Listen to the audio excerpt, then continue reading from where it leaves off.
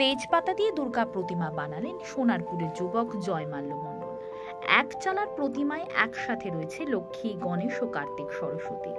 অসুরও বানানো হয়েছে তেজপাতা দিয়ে।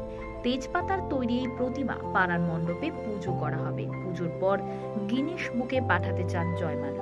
সোনারপুর কলেজের ইতিহাস অনার্সের ছাত্র জয়মাল্য ছোটবেলা থেকেই পেন্টিং এবং নিজের হাতে কিছু বানানোর নেশা ছিল তার।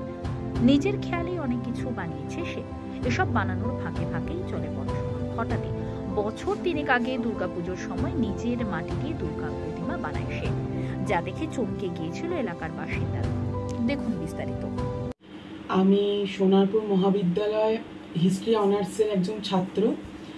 আমি এই ঠাকুরটি বানানোর অনুপ্রেরণা পেয়েছি মূলত আগের কয়েক বছর আমি মাটির দুর্গা ঠাকুর বানিয়েছিলাম। তো তখন সবাই পার্শ্ববর্তী পাড়ার লোকরা সবাই বলেছিল যে খুব ভালো লেগেছে, তো পরের বছর আবার বানাবি তো আমি সেই উদ্দেশ্যে আবার বানিয়েছি।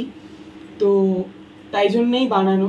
আর এটা পুজোর কদিন তো মণ্ডপেই থাকবে, পাড়ার মণ্ডপে। আর তারপরে এটা আমি ইন্ডিয়ান বুক অফ রেকর্ডসে দেব। এটা কিভাবে বানিয়েছিলে আর এর আগে কিভাবে বানিয়েছিলে? এটা আমি বানিয়েছি মূলত তেজপাতা দিয়ে, আর তারপরে আঠা, তারপরে স্ট্যাপলার দিয়ে। আর এর আগে আমি 2023-এ বানিয়েছিলাম দেশলাই কাঠির দুর্গা ঠাকুর। তোমার নাম? আমার নাম জয়মাল্য মণ্ডল। এই জানলাটা খুলে যাচ্ছে না কেন?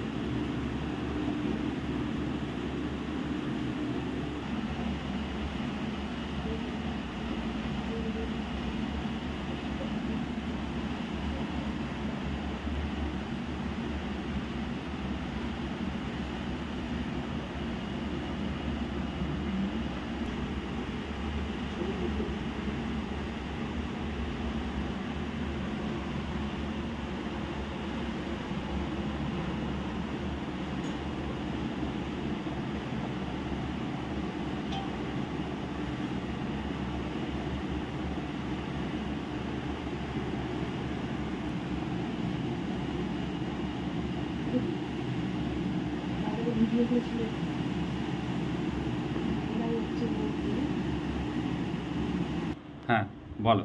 এটা দুর্গা ঠাকুর, এইটা লক্ষ্মী ঠাকুর, এটা সরস্বতী ঠাকুর, এটা গণেশ ঠাকুর, আর এটা কার্তিক ঠাকুর।